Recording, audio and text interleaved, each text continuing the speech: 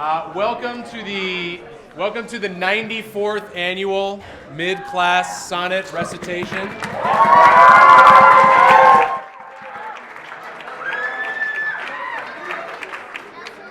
Okay, we have 12 performers tonight from both the regular and honor section of Mid-English. All of them will be performing a number of different sonnets. We ask you, while your classmates are performing, to be respectful. All right, all of you had to do this. You know how difficult it is, and you only had to do it in front of 12 people. Okay, imagine trying to do it in front of this many people. So be really supportive, be very respectful, and then when they finish, or on their way up and on their way out, you can applaud them. Let's cheer for one another. Let's not make fun of one another. Okay? So let me introduce our three guests. We have Miss Klein.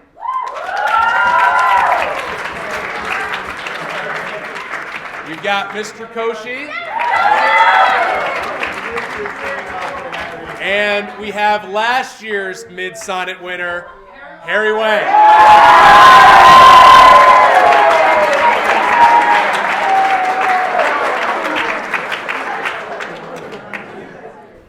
When in disgrace with my fortune in men's eyes, I all alone beweep my outcast state, and trouble deaf heaven with my bootless cries, and look upon myself and curse my fate.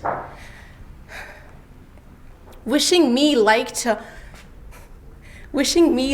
one more rich in hope, featured like him with friends possessed, desiring this man's art and that man's scope, with what I most enjoy contented lest, yet in these thoughts myself almost despising, haply I think on thee, and then my state, like on the lark at day of break, arising from sullen earth, sings hymns at heaven's gate, for thy sweet love remembers such wealth brings,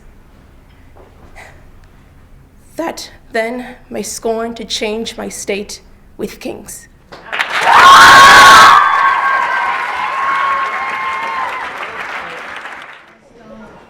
Since brass, nor stone, nor earth, nor boundless sea, but sad mortality o'ersways their power, how with this rage shall beauty hold a plea, whose action is no stronger than a flower?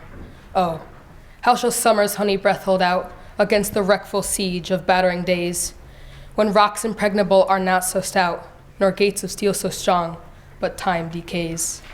O fearful meditation, where, alack, shall time's best jewel from time's chest lie hid? Or what strong hand can hold his swift foot back? Or who a spoil of beauty can forbid? Oh, none, unless this miracle have might, that in black ink my love may still shine bright.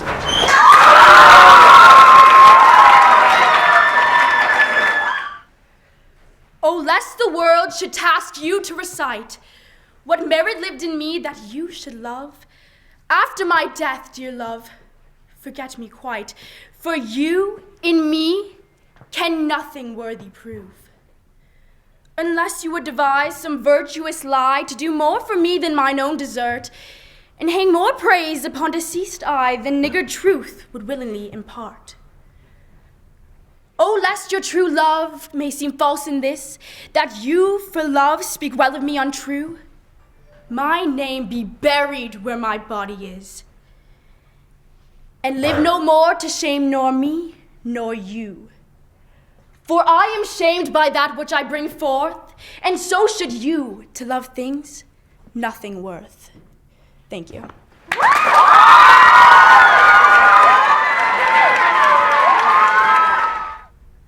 Let me not the marriage of true minds admit impediments.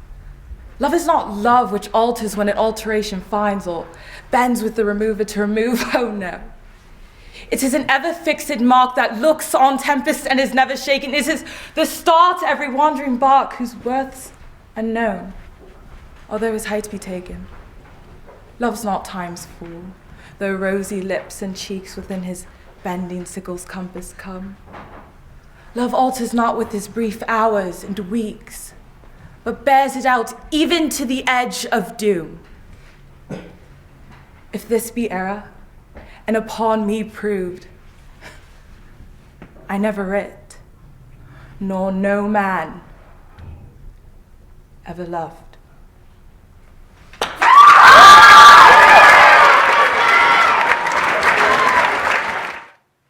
When in disgrace, with fortune and men's eyes, I all alone do weep my outcast state, and trouble deaf heaven with my bootless cries, and look upon myself and curse my fate, wishing me like to one more rich in hope, featured like him with friends possessed, desiring this man's art and that man's scope, with what I most enjoy, contented lest. Yet in these thoughts, myself almost despising, happily, I think on thee, and like to the lark at the break of day arising from sullen earth, sings hymns at heaven's gate. For thy sweet love remembered such wealth brings, that then I scorn to change my state with kings.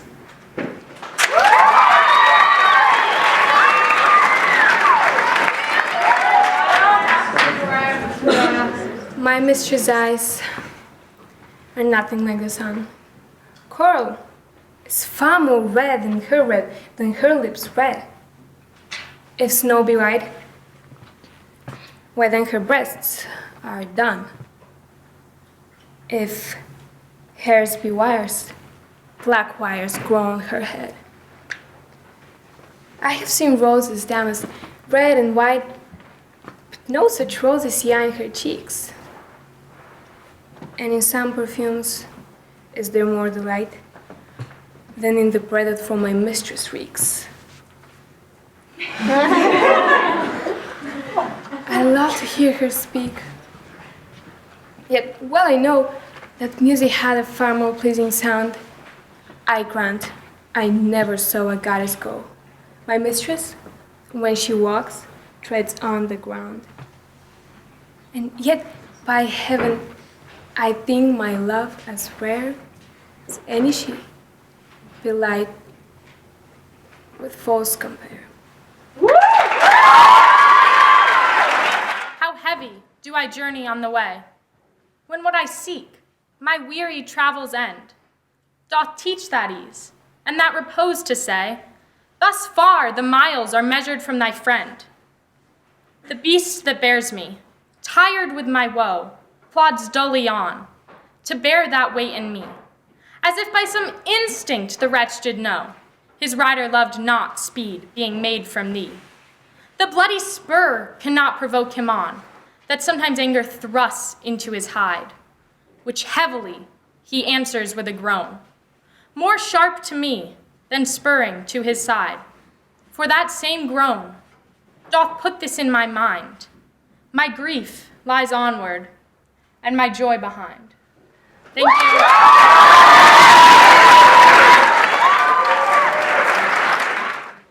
To me, fair friend, you never can be old, for as you were when first your eye I eyed, such seems your beauty still. 3 winters cold have from the forest shook, 3 summers' pride, 3 beauteous springs to yellow autumn turned. In process of the seasons have I seen 3 April perfumes in 3 hot Junes burned, since first I saw you fresh, which yet are green. Ah, yet doth beauty like a dial hand steal from his figure, and no pace perceived. So your sweet hue, which methinks still doth stand, hath motion, and mine eye may be deceived. For fear of which, hear this, thou age unbred. Ere you were born, was beauty's summer dead.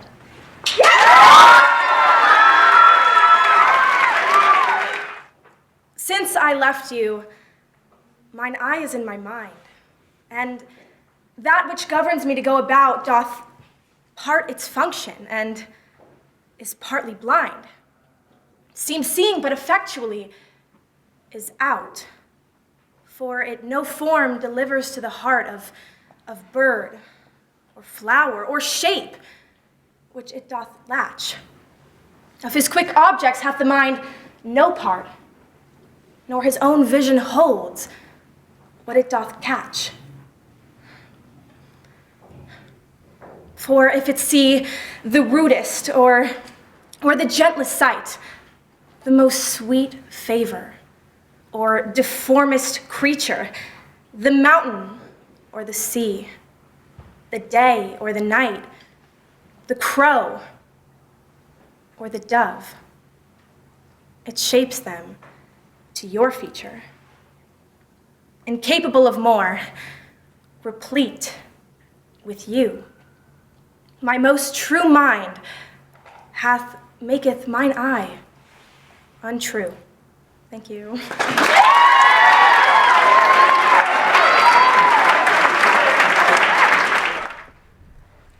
Look in thy glass, and tell the face thou viewest, now is the time that face should form another, whose fresh repair, if now thou not renewest, thou dost beguile the world, unbless some mother. For where is she so fair, whose unknit womb disdains the tillage of thy husbandry?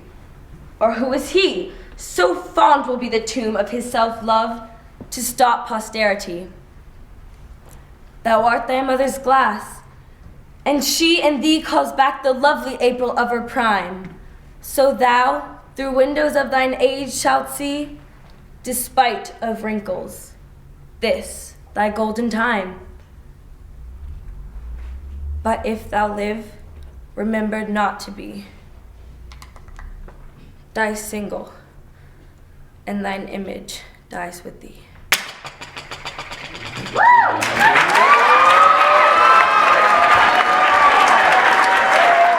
My mistress's eyes are nothing like the sun. Coral is from her red and her lips red. If snow be white, why then her breasts are dun? If hairs be wires, black wires grow on her head. I have seen roses damask, red and white, but no such roses see I in her cheeks. And in some perfumes is there more delight than in the breath that from my mistress reeks. I love to hear her speak, yet well I know that music hath a far more pleasing sound. I grant I never saw a goddess go. My mistress, when she walks, treads on the ground. And yet, by heaven, I think my love is rare, as any she belies whose faults compare.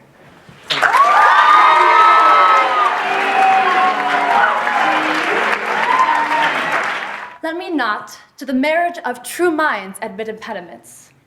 Love is not love which alters when alteration finds, or bends with the remover to remove. Oh no, it is an ever-fixed mark that looks on tempest and is never shaken. It is a star to every wandering bark, whose worth's unknown, although his measures be taken. Love's not time's fool, although rosy lips and cheeks although rosy lips and cheeks within his bending sickle's compass come. Love alters not with his brief hours and weeks. Love alters not with his brief hours and weeks, but bears it out, even to the edge of doom. If this be wrong, and upon me proved, then I never writ, and no man ever loved.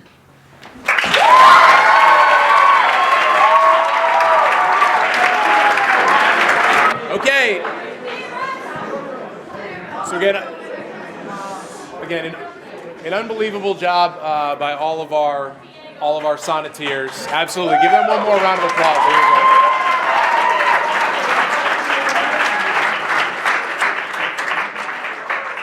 go. In our book, you're all winners. Some of you just win better than others.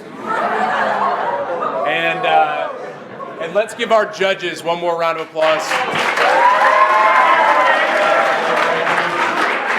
All right, and without any further ado, last year's winner, Harry Wang, will come out and tell us the top 3 from this year.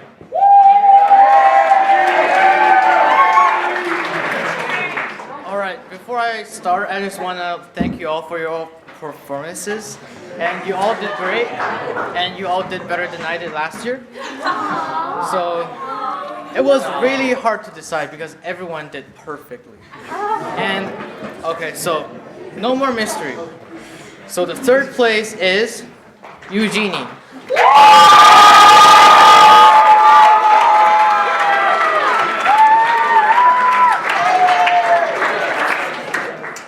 Second place is Tise.